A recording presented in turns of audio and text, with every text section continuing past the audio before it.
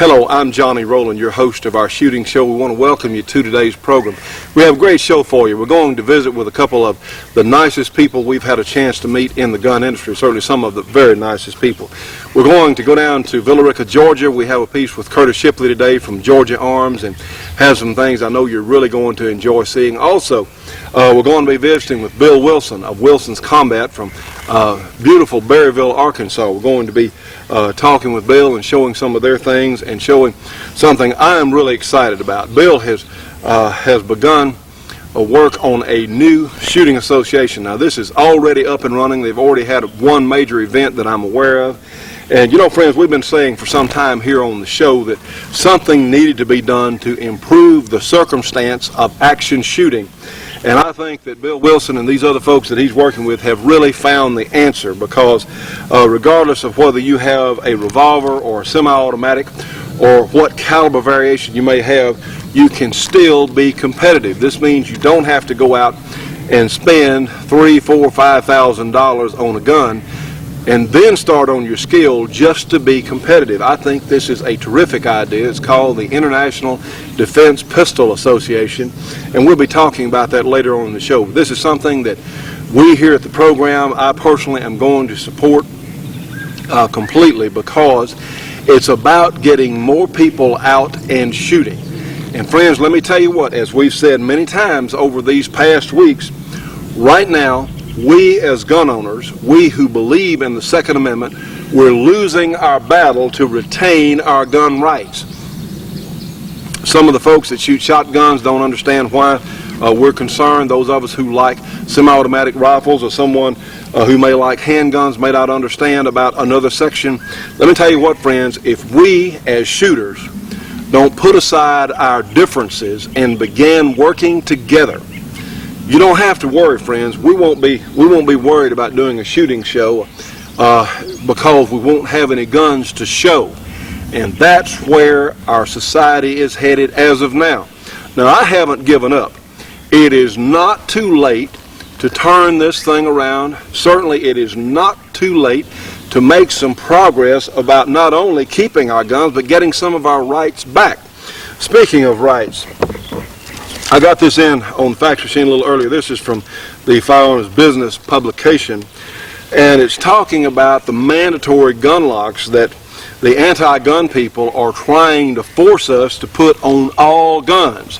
And you know, there's also a little provision there where they can make unannounced federal inspections in your home to check. I mean, they're talking about this, friends. It is absolutely, it's outrageous. And something's got to be done about it. Listen at this. It says here, the National Rifle Association is still fighting to keep gun locks from being mandated by the federal government, but it appears the industry, the gun industry, is almost ready to concede the issue. You know, as we've said before, friends, some of the major players in the largest companies, the people who run the largest companies in the gun industry, are some of the dumbest people on the face of the earth. They're not, I don't know what their deal is. My goodness, now if there was ever a time to stand and fight and get involved on this, start writing and calling these politicians and stand up for what we believe in, now is the time. Listen at this. It says to NRA officials, and you know, the NRA is certainly, I've had some differences with them, but they're still the largest gun organization. Says the issue to them is less about locks than it is about safety and infringement on personal freedom. Officials say there is no shortcut to safety, and that's certainly true, regardless of what the anti-gun politicians believe. They're working overtime to prevent mandatory gun lock provision. This is the NRA and some of the other gun organizations like Gun Owners of America. They're working overtime to prevent mandatory gun lock provisions out of the Senate version of a juvenile crime bill that we marked up in a couple of weeks. You know, friends, it says here, rather than supporting the tried and true method of education and training, the politicians are prepared to rely on mechanical gadgets and gizmos like trigger locks. If these lawmakers have their way, anyone who doesn't store his personally owned firearms with one of these gadgets could be held criminally liable. And yes, friends, they're talking about, again, in-home inspections. This is outrageous. You know, it wasn't long ago in our society that the popular media understood and supported the citizens' ownership of privately owned firearms. Let me read something. This is a little booklet that I borrowed the other day from a friend of ours up in Arkansas, and it's a little booklet on the great Eureka Springs bank robbery. And this little booklet's by Edwin Tolley and Kevin Hatfield, and says here's what the newspapers reported. This was in September 30. This article came out September 30 in 1922. Let me just read this to you. This is 5 bandits robbed the bank the other day and thought things were going about as usual. But just as they headed for their car at the curb in the customary manner, they suddenly realized they'd made a mistake. They were in Arkansas, and no helpless crowd of hopeless citizens stood agape while the dashing bandits sailed right out of their ken like a meteor on a starry night. That's not the way they do it in Arkansas. Well, at that time anyway. 2 pedestrians on the way to visit a sick friend saw what was going on and stepped inside the bank door in time to open the battle with a few well-directed bullets toward the bandits' vital organs. A lawyer in an office overhead said to his earnest client, "Excuse me a moment, please." He stepped to a front window and put a half-dozen bullets where they would do the most good. A dentist asked his patient to keep wide open, please, just one more moment, and rested his rifle on the windowsill long enough to make sure that at least one of the bandits would fail to leave town that day. A schoolboy hustling home to lunch whipped out his automatic and joined the attack. Now the merchants began issuing from the lunch counters in their kitchens. Each individual had his pistol spitting fire and steel as soon as he came within range. And not an innocent bystander was scratched. No wild shooting down at Eureka Springs. Needless to add, not one of the 5 bandits got away, and all the money, $70,000, was carried back into the bank. And this is the Wichita Eagle newspaper says, the Congress of the United States should vote a medal to the town of Eureka Springs and a diploma to Arkansas, where they certainly stopped this crime. Now, friends, that's how it used to be. And if nothing else, that shows that concealed carry. And see, a schoolboy, in the not too distant past, it wasn't unusual for kids to carry guns if they were going hunting after school, take them to school on the bus. But what has happened has nothing to do with firearms ownership. What has happened is our society has deteriorated to the point of where we are now. And I tell you what, friends, if we don't step up to the plate now and start swinging, we're not going to retain our firearms rights. Well, we do have a great show for you today, and I want to illustrate a point here. You know, a miss or just making noise with any sort of gun, in this case a .50 Action Express, they're not very good firecrackers. We certainly recommend firecrackers if you just want to make noise. But, I'll show you something.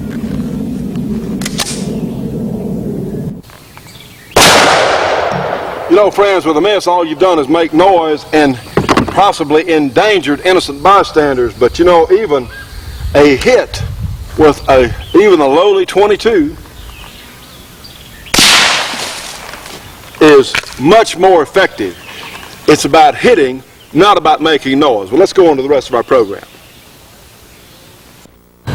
Well, friends, here we are today in beautiful suburban Villa Rica, Georgia. Am I correct on that, Curtis? Absolutely. And this, of course, is Curtis Shipley with the great Georgia Arms Company, and we've come down today. We're going to do some bullet testing, going to show you some neat stuff. Curtis, we really appreciate you having us down today, and it's an opportunity to show just the quality of some of the things you make and why you make some of the things, but also you're about as devoted a fan of our Second Amendment, certainly as I know. And as we talk about all the time, friends, our message has got to get out. Absolutely, Johnny. This is something that is so important. The Second Amendment, if we do not do everything within our power to show people how important the Second Amendment is, then certainly it's under fire and we're about to lose it. You know, good point, because there have been some proposals by some congressmen, by even some congressmen, to repeal the Second Amendment. And friends, we cannot let them get away with this. The only way we're going to retain not only our gun rights, but hey, you know, now with with people trying to take away the pickup trucks and sport utility vehicles because they're safer. I mean, the bureaucracies have got to be stopped. A very small percentage of people in our country are really anti-gun. Exactly. But you know what? They're busy, they're active. At least they'll stand up for what they believe in. As goofy as they are, they'll still stand up and support it.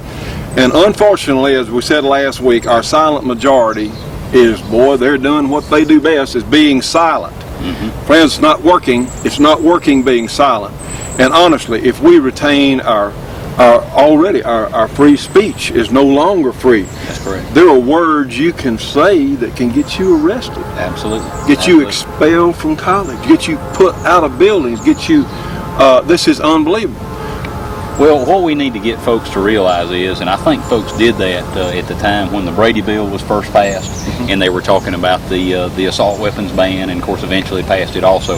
I think the average person realized at that time, hey, these people are talking about taking away our means of protection. That's right. We saw people in mass numbers in that year, in 1994, that came to the front and said, you know, I've never owned a gun, but it looks like that I may not be able to own one, so I'm buying one now. And they bought a gun and they bought ammunition to go with it. So this is something that's real important, folks. If you think that people aren't out there that are serious about taking your gun rights away from you, whether you own a gun or not, certainly you should believe that it is your choice to choose either a gun or a knife or a baseball bat, whatever you choose to defend yourself with. You should have that right. And you got to realize there are people out there that wish to limit your right of access and your right of choice. And I think you need to do something to stop that. Absolutely. Well, that's what we're doing here on the air with all our broadcast projects. That's what this is about.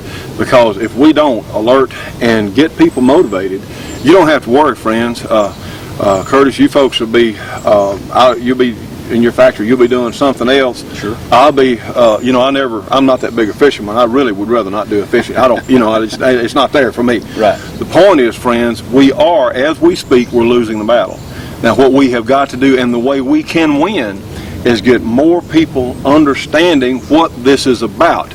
You know, as far as defense, we're going to talk about some defensive loads. Of course, this great Georgia Arms Ammunition in just a little while. We're going to show some things that I think you're going to find really interesting.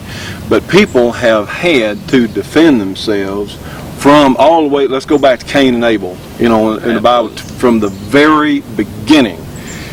This is, we can't do anything about the law of the jungle or the evil person out there. We can't change them. If we live our lives, we've got enough problems on our own. We can't change them, but what we can do is deal with a situation we may be thrust into in defending our homes. Like we got, it may come back to slingshots and spears, and of course... Absolutely. Well, Johnny, as you well know, this is not a new thing. This is not a new item at all. Back in 12th century Japan, the rulers and emperors at that time wanted to take swords away from peasants out in the countryside. Their excuse was, it makes the peasant too likely to rise up and take arms against the ruler, you see. So they attempted to take swords away. So this is not a new concept. It's not a new idea. You need not think that this is something that's just happened in the last 20 or 30 years. This is something that has repeated itself over and over and over since time immemorial. And the only difference is now we are talking about a more efficient weapon as opposed to a sword or a knife. But the concept is the same. The people who are in power wish to make the people under them have less power. And that's what we're talking about. Well, if you want to talk about dangerous things, probably the most dangerous entity in our society is a fatherless young man, a teenage boy, a fatherless teenage boy. Absolutely. The most dangerous entity in society. And so who has caused that but the government bureaucracy? See, have caused this, and the breakdown of morality in our society. I mean, that's what has caused this. So, you're not going to go and take them off the street just at random. You're not going to do that. Stay tuned for more of The Shootin' Show after these important messages. The Shootin' Show will be right back after this break for your local cable company or TV station.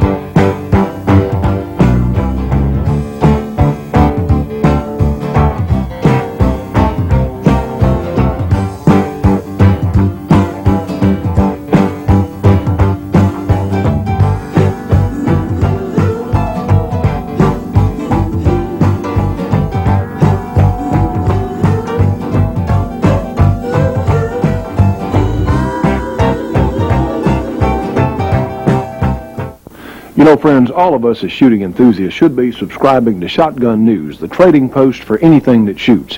3 big issues monthly with literally thousands and thousands of firearms bargains. Give them a call, 1-800-345-6923, a very inexpensive subscription price. Again, 1-800-345-6923. Subscribe today.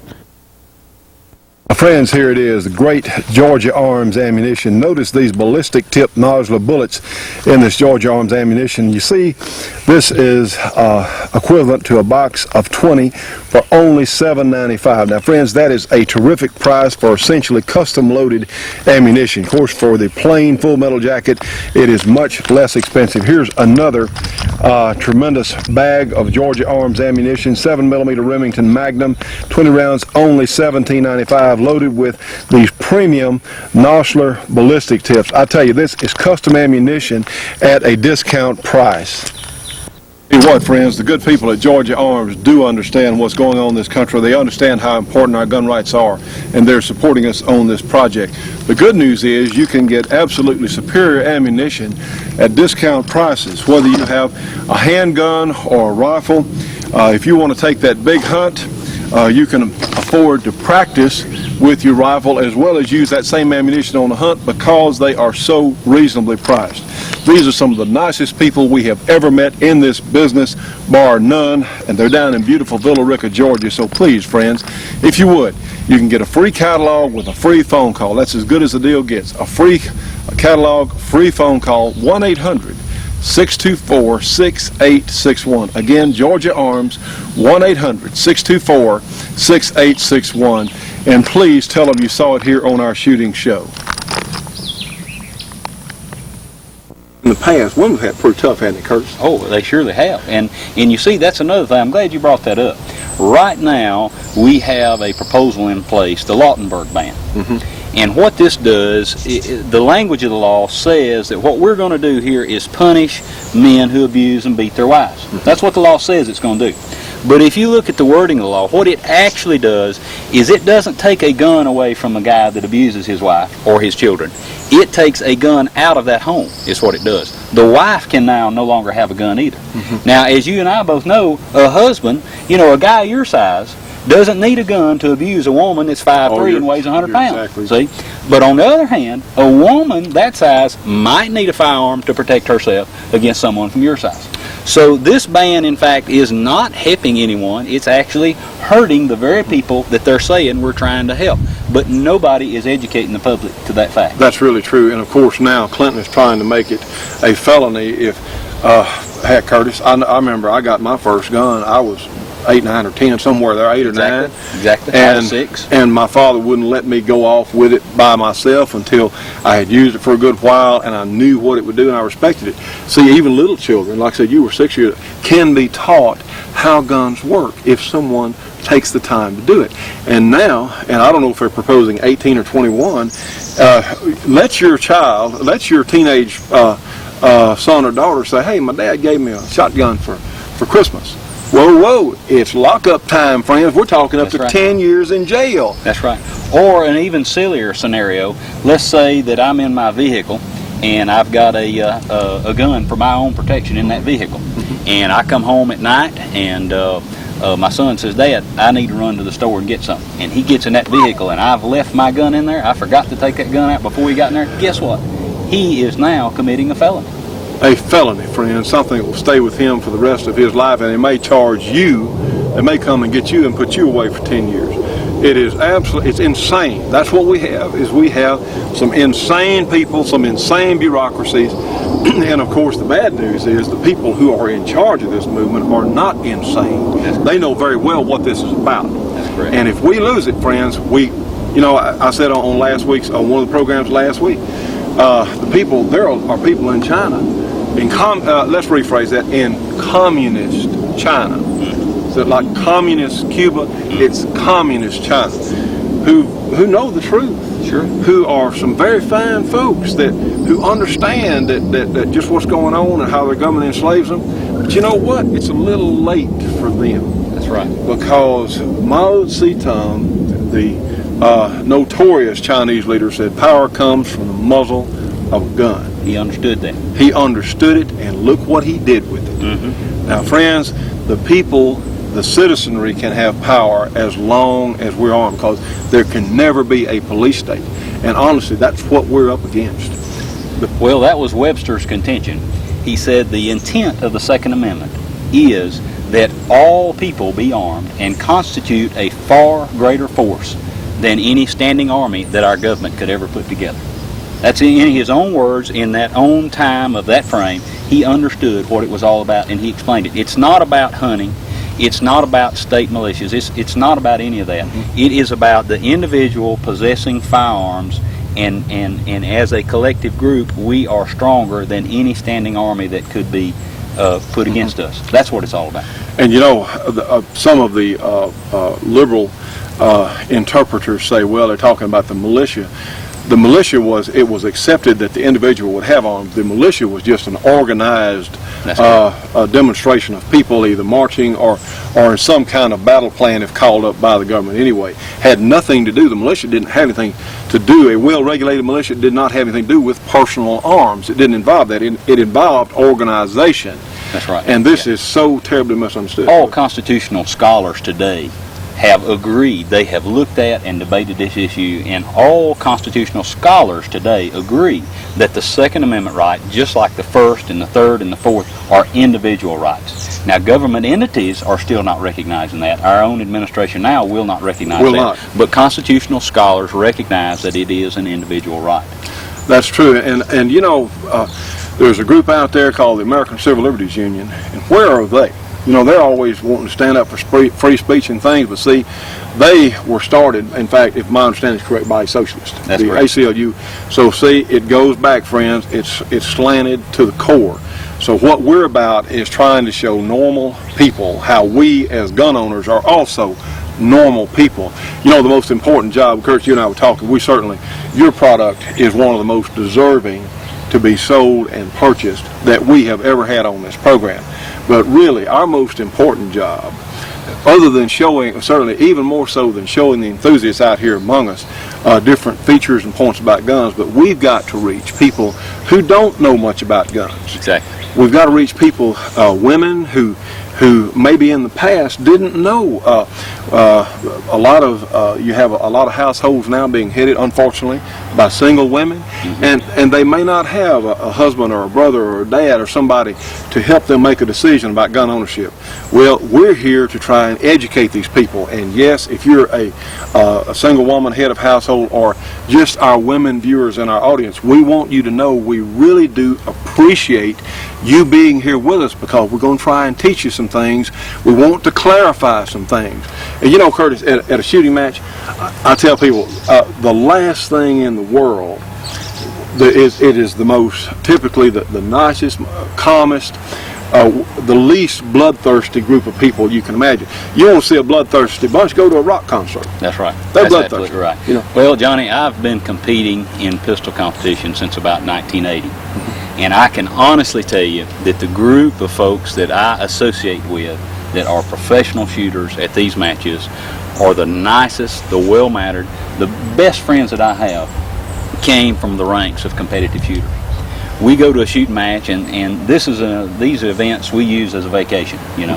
And I normally take my family, you know. Sure. And my children have grown up. Yes. They're welcome. They're welcome. Yes. My children have grown up at these matches. Johnny, we can go to a pistol match, and I can let my children, of course, they're old enough to take care of themselves pretty good now, but when they were young, they could walk out around there and talk with the guys, with the shooters, the women and the men that were shooting. There was no problem. I was not worried about anything happening to these children, you see, right, because all the people there were a like mindset. You know, they were honest, law-abiding citizens that enjoyed what we were doing and really are a cut above, I think, the average folks is out there. You know, Curtis, in all these years, and you'll probably back me up on this, in all the matches, and we've been to a lot of matches, really some intense discipline stuff, I have never seen a fist fight at a shooting match, not one time. Now, Now let's talk about church picnics now. I've seen some fist fights at church picnics and church softball games, yeah, but never because it's the quality of people that really come to it, to the shooting matches is really super. Well, sir, we got some stuff to look at today, friends. I think you're going to see some things that are going to give you a little different perspective on some stuff. Well, what I had in mind doing, we're talking about the option of using a firearm as a self-defense vehicle. For those of you that choose to use a firearm, we recommend that you also take the time, do the research. You want to choose a firearm that's efficient, it's easy to use, and has plenty of power. Your goal, you got to remember your goal here. Your goal is to stop an aggressive person. You've got an aggressive person here that is attempting to attack you. And your goal is not absolutely to kill that person, but rather to stop that person from attacking you. To do this, you need a round that is designed as a defensive round. What we've got here is the Spear Gold Dot bullet, which is loaded by us into various calibers. We offered in 9, we offered in 40, 45, and 38. This bullet has some significant advantages over the other bullets of this type on the market. As I mentioned, in a defensive round, what you're looking for is a round that will immediately incapacitate the person that you're trying to stop from attacking you. To do this, a bullet needs to expand. You want this bullet to expand as rapidly as possible. You want it to expend most all of its energy in about 12 to 14 inches of penetration. Now, the advantage of the Gold Dot, where this bullet really excels over the other types of bullets out there, the other hollow points, is in its one-piece construction. All the other bullets on the market, and I'm not bad-mouthing those bullets, there are some great bullets out there, but they all have one drawback. They're a two-piece bullet. They have a lead core and a jacket which is then assembled to the core. The problem with this type of arrangement is if you allow this bullet to expand too rapidly, what happens is the jacket separates from the core dissipates, and then the energy of that bullet is dispersed in 100 different directions. What we prefer for the bullet to do is to maintain its integrity, to expand to as large a diameter as is possible, and then to expend its energy all in one spot. Because what we're trying to do here is as much disruptive nerve and tissue damage as possible. We want this person to stop instantly. The Gold Dot bullet is produced, it's a one-piece bullet. It starts with a lead core, the jacket is plated onto the bullet, and then the hollow point is put into the bullet so that the core absolutely cannot separate from the jacket. Never had one separate unless you shoot it on a steel target. So by this type design, they can engineer this bullet so that it expands very rapidly, and at the same time you don't run the risk of the bullet overexpanding and coming apart. So what I'd like to do is show you just a little bit. We've got a little experiment set up here. We want to shoot these bullets into some water for you, recover them, and get some concept of the type of penetration and expansion. We've got a little box that we've built out here that we've put some freezer bags in, and as a matter of fact, this is something that would be real easy for anybody to make. A simple little box there, and we're using some gallon freezer bags that you simply put water in, ziplock them up, and put you 5 or 6 of them in a row there. We'll shoot right through the front. The bullet will go through and rupture several bags. We'll stop. We'll be able to recover the bullet and mic the bullet and see how large of an expansion we've got, and then also measure its penetration in and see what its effective depth would be. Stay tuned for more of The Shootin' Show after these important messages. The Shootin' Show will be right back after this break for your local cable company or TV station.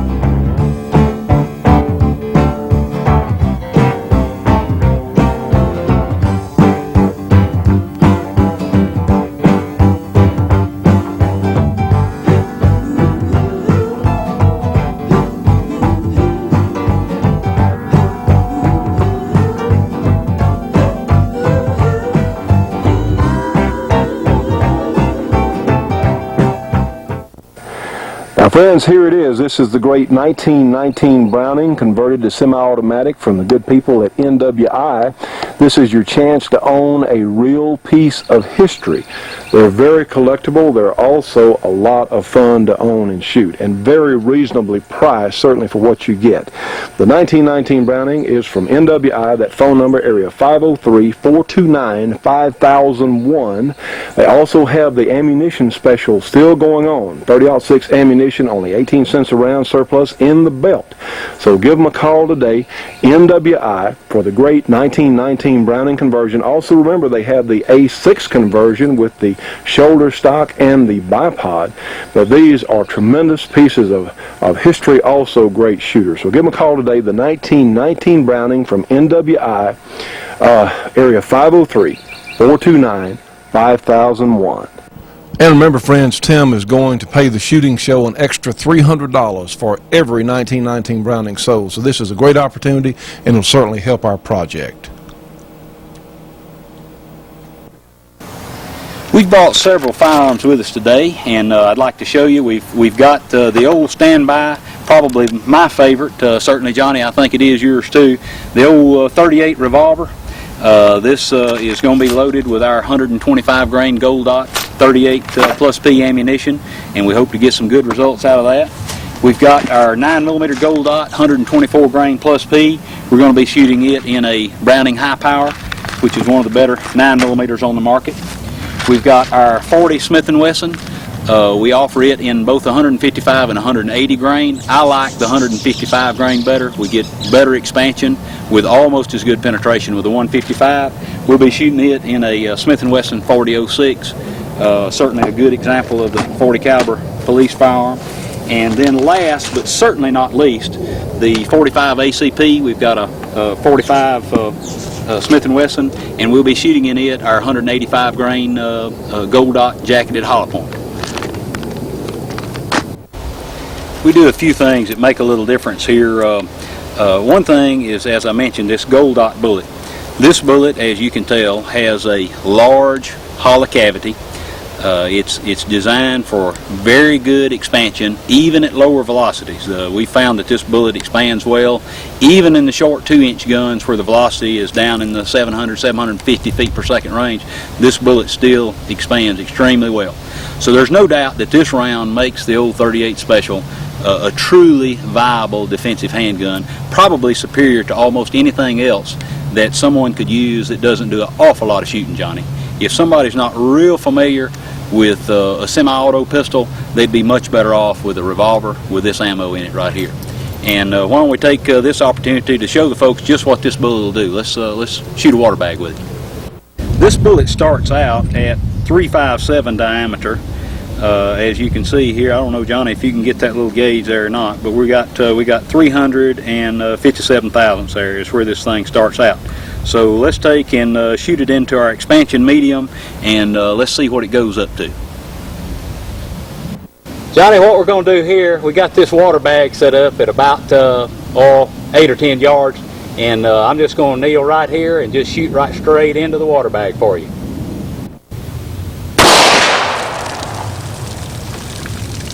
Tell you what, Curtis, kind of gave a pretty good demonstration of water going up. Well, I didn't get that on tape, but amazingly, let's go see what we got. I made it leak anyway, didn't I?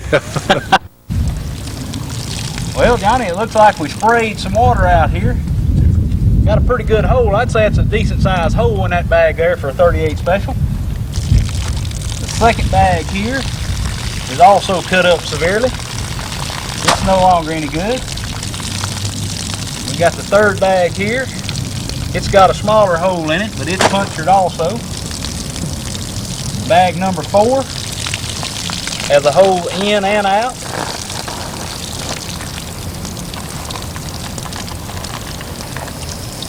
Bag number 5, got a hole in but no hole coming out. Here we got the bullet right here. Johnny, as you can see what we've got here, this is, remember how the bullet started out right here. Then we've got an expanded bullet here. We went from 357 in diameter, what the original bullet was, to almost 600 thousandths, about 590 thousandths. So that is a pretty significant opening for the old venerable 38 Special bullet. As you can see, it retained all of its weight, all of its energy was displaced in one area. Johnny, I'd say that's just about perfect. This is exactly how I would expect this bullet to perform in actual defense. I would say that is dramatic expansion, and this is your 38 Special, and this is a lower recoil 38 Special too. Absolutely. The velocities there are what we think that they need to be for expansion, but certainly it's very controllable in a 2-inch firearm. It makes a very pleasant load that my wife and other women shoot with absolutely no problems whatsoever. What we're saying here, friends, is yes, the 38 Special has a lot of life left in it, and believe me, you need to have something you can shoot rapidly and accurately. I tell you, a hit with a good 38 Special is better than a miss with a 50 Browning. Absolutely, Johnny.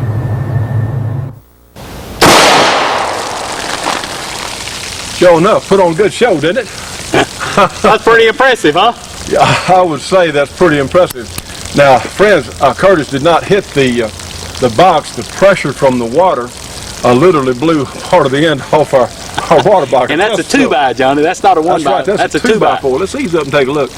Just goes to show that the incompressibility of water, it just doesn't like to be compressed. It'll come back at you. All right, Johnny, let's see what we've got. The first bag, it blew it out on the ground here.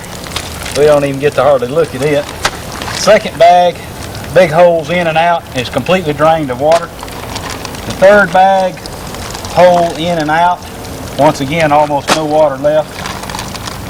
And stopped in the fourth bag. Hole in, no hole out. Woo-wee! Now that is what a gold dot's supposed to look like. Let's get a little comparison here. Can you see that pretty well there? Most impressive. Here's what we started with, 4.52 in diameter over here. Now let's take a look. I got my calipers right here. Let's see what we came up to there.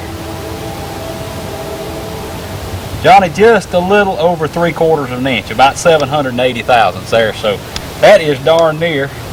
Well, that's probably between the size of a nickel and a quarter.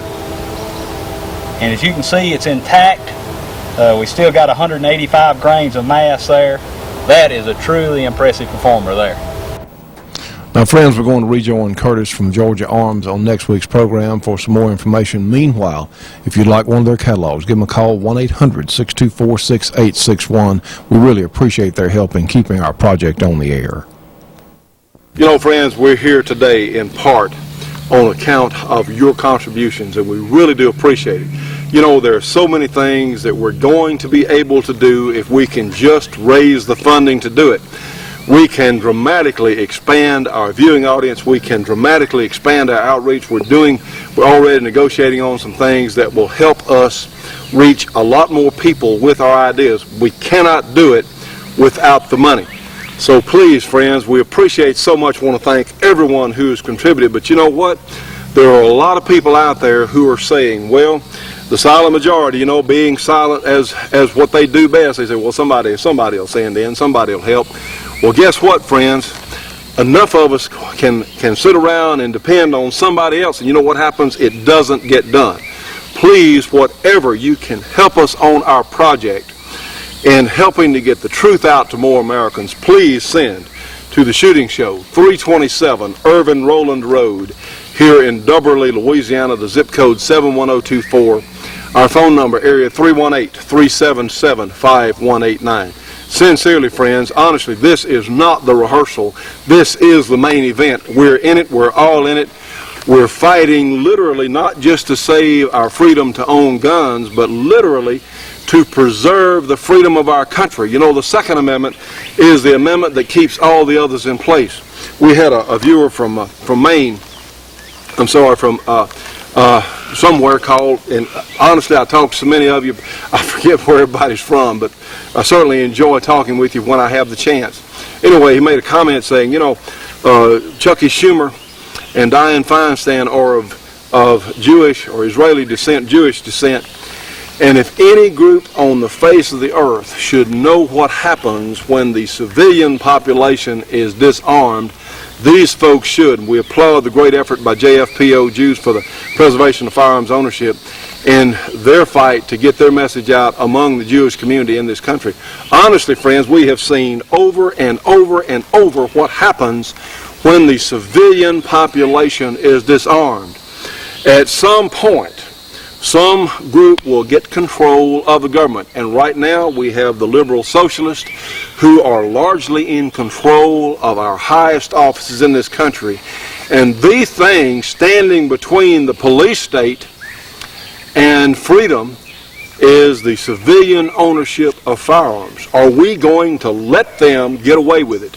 Well, no, some of us are going to fight until our last breath and our last possible minute on the airwaves. If you want to help, please, please send what you can.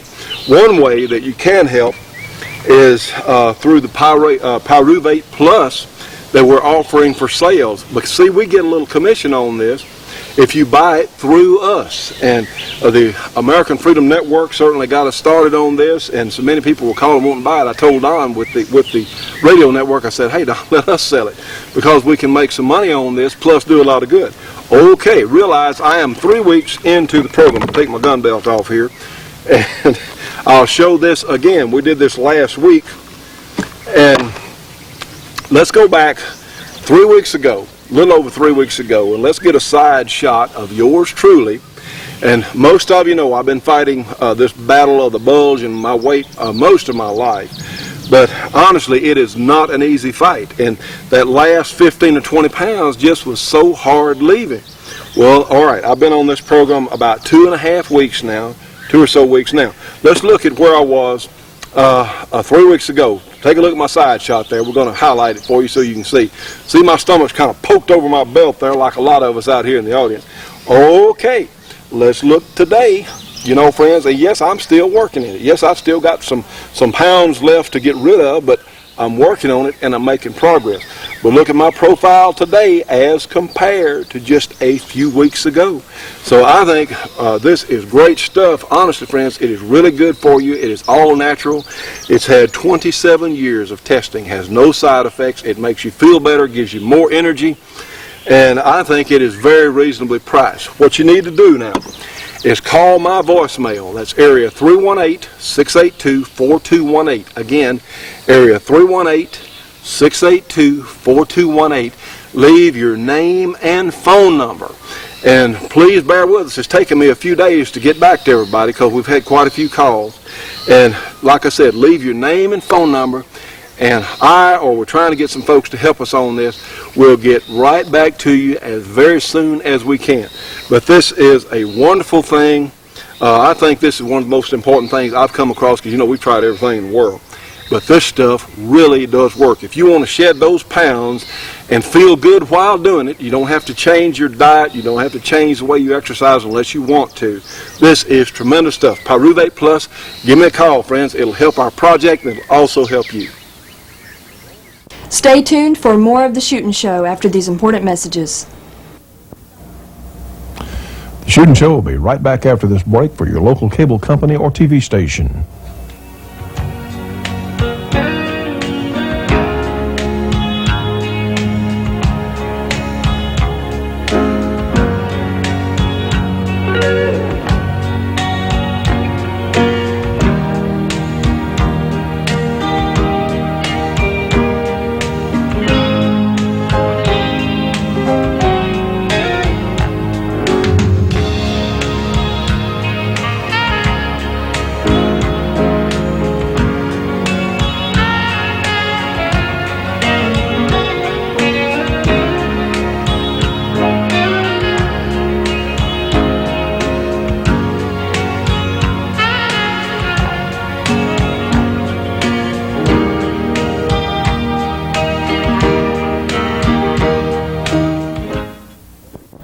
I want to remind you that Advantage Outlet has discount prices on the complete line of Cold Steel and Spyderco knives. You can call them for a free catalog, 1-800-561-1719, or you can reach them on the internet, www.advantage-outlet.com/knives. And friends, want to remind you about the first annual Earlene Mandrell Celebrity Shoot, June 27th through the 29th in Evansville, Indiana. For information, you can call them, area 812-768-6370, or fax them, 615-230-7031.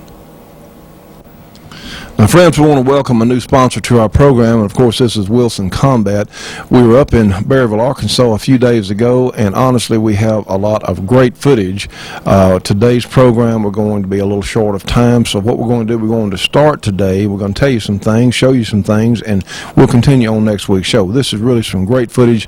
We're going to meet Bill Wilson, some of the nicest people going in this industry. I know you're going to enjoy this.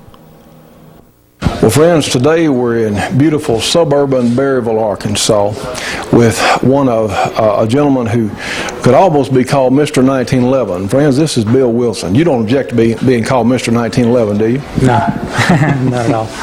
Well, I tell you what, friends, a lot of you know Bill from one of the countless shooting matches, and your guns have been probably as well represented in competition as anybody has ever had 1911s represented, I would think. And here we are. And Bill, first of all, before we get started on your product line, we know that you probably have the largest accessory line for 1911s or anyone in competitive shooting or just the 1911s in general. But, you know, friends, let's find out a little something about the people that we're dealing with here.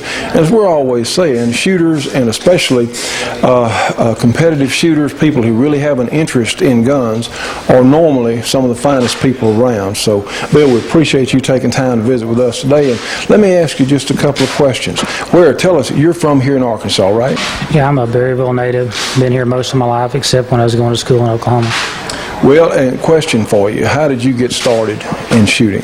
Well, my actual trained profession is as a watchmaker, and I was basically doing watch repair with my father, and got involved in competition shooting, first shooting PPC, and then back in the mid-'70s I heard about this new IPSC style shooting, and so went to Columbia and got involved with that. That's Columbia, Missouri, not Columbia, South America. Yeah, Columbia, Missouri, and basically got involved in that, and make a long story short, I had a couple of guns built up for me, and wasn't entirely happy with them, and so I thought, well, shit, if I can fix these watches, I should be able to, work on with these guns a little bit. So I built a gun for myself, was pretty happy with it, and next thing I knew, one of my buddies saw it and wanted one. I built one for him and then for another buddy, and the next thing I knew, it was time for Darla, my wife, and I to make a decision if we wanted to stay in the jewelry business or get in the gun business. Well, a lot of people are very pleased that you made that decision to go in the gun business. Of course, now you competed, which now you don't do as much competition, certainly IPSC competition, as you used to, but you were a very strong competitor for a number of years, weren't you? Yeah, I shot on the IPSC team 3 different times on the World Championship team, and the highest finish at the World match was 4th, and I had a 3rd place finish at one of the Nationals one year. So well, and trust me, at the level of competition we're talking about, that's quite an accomplishment. I mean, typically any of the top 10 could win on any given day. Would you agree? I would. That's correct. Mm-hmm. Yeah. Well, friends, they have a tremendous product lineup, and of course, Bill, another question: what in the world would possess you to start making your own 1911? I mean, there are 1911s out there. What in the world? Well, I guess the number one reason will be just the control over the quality of the product. Have more, say so in exactly what the dimensions are going to be and what the tolerances are going to be and what the material and heat treat's going to be. So this way we can actually take the experience we've had over the last 20 years and try to combine that into making what we think is the best quality 1911 on the market. Now we're saying the best quality 1911 out of all of them out there. And Bill's really justified in saying that. Friends, I'll tell you why. We've talked about many times on this show, whereas the people who actually make guns at some of the larger factories are not really shooters. And that is, to me, it seems like, I would think if somebody made computers, they'd run a computer on their desk. I mean, don't you think? Yeah. I mean, but we have people at some of the largest gun manufacturers, and how many of them you want to talk about? We're talking a whole bunch of large gun manufacturers who really are not shooters. And so, the 1911, and I think in our estimation, and you've heard me say this many times, is still the high watermark of semi-automatic pistols. And I can back that up because it's the winningest design, most all-around fitting design for in actual use. But it seems that a lot of the folks out there making them, the front sights come out of that well-known company up in the Northeast. Front sights come out if you shoot them. All kinds of things. They haven't fixed the grip safety. And on your guns, we're going to look at this a little closer in just a minute, but you've actually fixed the 1911. Am I right? We think so. We've actually renamed it. The original, John Browning design was called a Model 1911, and then the Army made a few changes later on to call it the 1911A1. Well, we've reconfigured the gun with a beaver tail and a match barrel on the good sights and the extended safety and etc. And we actually renamed the gun to a 1996 A2. And we're calling it an A2 configuration for the specification that we have on the gun. Well, and I think that's significant because every gun you build has the basic fixes. You have good sights. You have the proper, have a beaver tail grip safety that won't bite your hand and does work. And another thing, well, let me ask you about this. Your guns are reliability. How important is it to you? That's the number one thing with a Wilson gun. From day one, that's been the hallmark of a Wilson gun. It's got to function with a wide variety of quality ammunition. That's it. Number one is reliability. Number two is handling, which means sight safeties, triggers, that sort of thing. And accuracy is probably third. Down on the list. Although your standard gun of your 1996, how does it actually shoot? What can someone that buys one of your 1996s expect it to shoot? We expect the gun to always shoot 2 inches or less at 25 yards with good quality ammunition. And friends, those of you know, the average old government model out there is 3, 4, 5 inch gun at 25 yards, and certainly that's okay for a close range defensive gun. But for instance, of course we're down there. I'm in the swamps down there in Louisiana, and we have snakes, a lot of snakes. We have copperheads, we got rattlesnakes, we got cottonmouth water moccasins, and you want to be able to take that snake out quickly. And if you got a 5-inch gun, 25 yards, you may shoot around him a few times before you nail that cottonmouth's head. And so, honestly, what you've done is you've built a super reliable model based on the 1911, your 1996, that will shoot as good as the average or premium quality revolver. Am I correct? That's correct. Yeah, that most guns that we build in the A2 configurations will shoot, a little over an inch at 25 yards. We just expect a worst case scenario to shoot 2 inches. Well, I think that is a terrific advancement, and I'll tell you what, friends, let's look right now a little closer at some of the special features here that Bill is making on his guns. Okay, basically what separates a Wilson 1996 A2 pistol from a lot of the other 1911 style pistols on the market is the tolerance and the dimensional quality of the sliding frame and all the custom components that goes into it. This is one of our Certiscrape protectors here. This is probably our most popular model that we build. This is basically a working gun, but it also has every custom feature that you'd ever really want on a custom pistol. It's got tritium night sights. It's got a stainless match grade barrel that's hand fit. It's got checkered front strap, checkered back strap, high grip beaver tail with a raised pad so you get it fully depressed when you get the grip. Has extended thumb safety on it. It's got the magazine well beveled, fast reloading. It's got a real good tight slide to frame fit and full length guide rod. Make your recoil spring more efficient. It's got the cocking serrations on the front and all the reliability work. Good crisp 4-pound trigger. Basically about everything that you really need to do to a 1911 style pistol, and we top it all off with a black Teflon S polymer finish that is virtually rust proof. This finish will withstand about a 2,000-hour salt spray test with zero corrosion, and it also wears real well as far as holster wear. Now, friends, due to time limitations on today's program, we're going to come back next week and show you around the factory there at Wilson's in Berryville, Arkansas. Also, we have some neat shooting to show you. Meanwhile, what you can do, you can order a catalog from Wilson Combat. You can call them 1-800-955-4856. Again, 1-800-955-4856. The catalog is a terrific, full-color, 52-page, interesting reading catalog, one of the best catalogs out there. It's only $5, which will be refunded to you or be discounted off your first order. So it's really a bargain for what you get. And friends, for information on the International Defensive Pistol Association, you can call 1-870-545-3886, or you can email them at idpa.org@yournet.com. And this is important. I think this is one of the most important things to happen to competitive shooting in many, many years.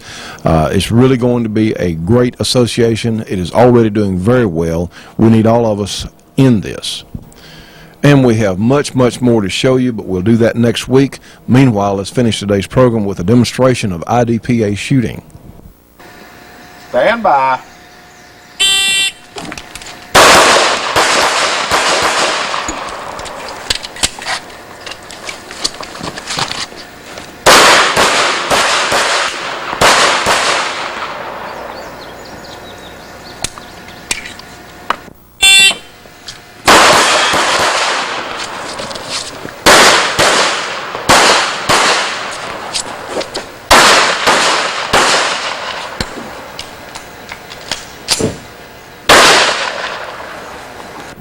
Friends, this is such great sport. We'll explain it to you next week. Meanwhile, we look forward to seeing you on the next shooting show. Thanks for being with us today.